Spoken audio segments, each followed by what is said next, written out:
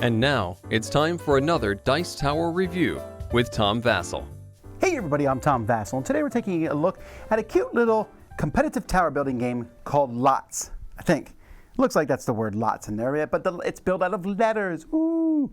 So this is a kind of a mix of placing blocks to maximize scoring and also not making the tower fall over. That sounds like a lot of other tower stacking games. This one's slightly different. Let me show you.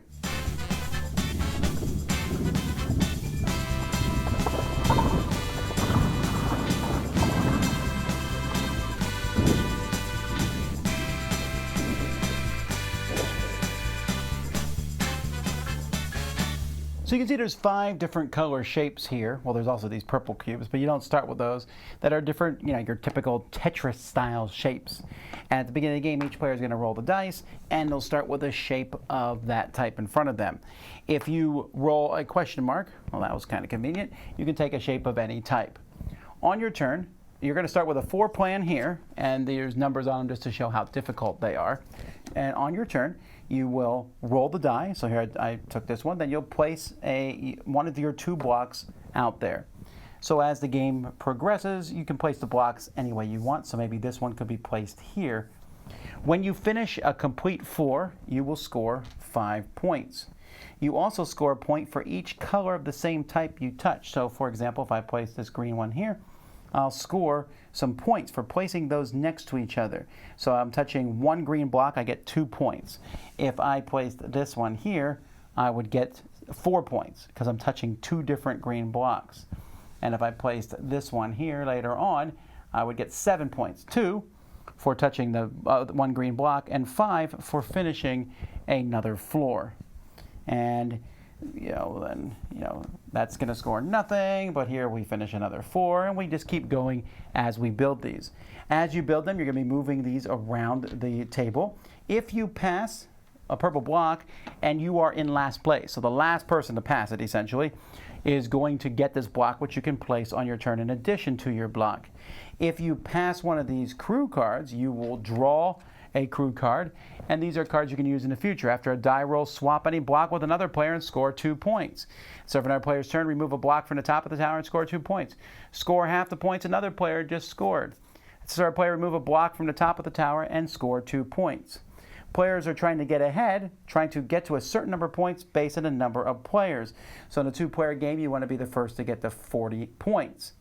Now, if while you are playing, you place it in such a way that blocks fall off the tower, then those are removed from the game. They're out of the game because we're going to keep in stock of when different piles are out of the game, and then someone else will choose for you if you roll that piece. Those blocks are out of the game, and you get 0 points for that turn. So you don't lose the game, but you will not get any points that round. So having blocks fall can be catastrophic. The game will also end if 3 of these piles are out. So if there's 2 out of stock piles out there and a 3rd pile runs out and no one has yet won, then whoever has the most points is the winner. There's also a rule set in here to play the game solo, where you're just trying to roll and score yourself. They also talk about if you're playing adults against kids, perhaps you might want to use 1 hand for adults while kids can use 2. The components for this game are quite nice. The blocks are pretty good quality, and they're different colors and different shapes. So that works pretty well. Even if you can't tell the colors apart, it doesn't really matter because the shapes are all different. The dexterity part of this game feels it almost feels like it doesn't work real well. The game is trying to push you, obviously, to make the same color blocks touch each other. I want to do something awesome like this where I'm touching 3 blue blocks at the same time. And if possible, also, these 2 green blocks were in a spot. So when I placed those, I scored the 11 points, which is pretty close to the most you can score on a turn.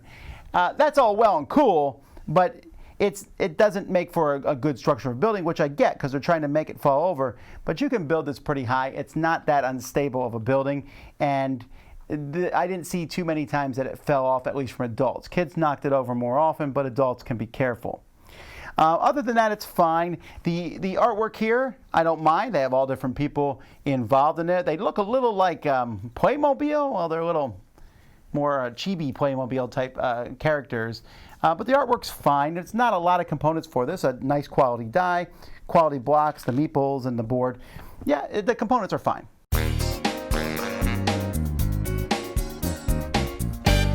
Okay, so my first reaction when playing, I thought, I don't know what kind of game this is. It feels like it's a little light and loose for me, right? And it was.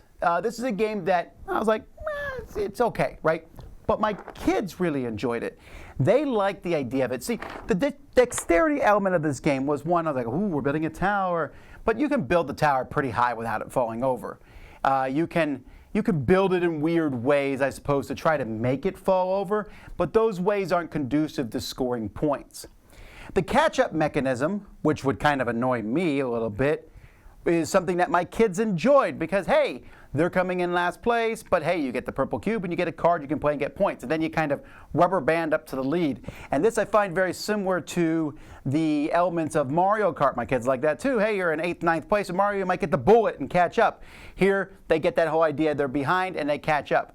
Catch-up mechanisms aren't necessarily something that I want to see in a game, but with kids it works well. And also, like I said, the rules say if there's an adult playing the game, you can just use one hand and the kids use two, and that kind of gives them an advantage, and it really does. At the end of the day, yes, you're just finishing fours, touching the same color blocks. Try not to knock it over. That's pretty much the whole game in a sense. There's a lot of luck on the dice that are rolled in the game. But it does have a nice look to it. I really appreciate the diversity of the characters and the art. I like the look of it as a whole. It's a nice little box here. It's an easy one to teach and play. Kids understand it. You can make the game more difficult with those floors because it's harder to fill them in with the Tetris shapes as time goes by. You can play pretty simply. And I think this is a lot of fun for children. That's a competitive tower building game. Long name. Dice Tower Judgment, kid approved.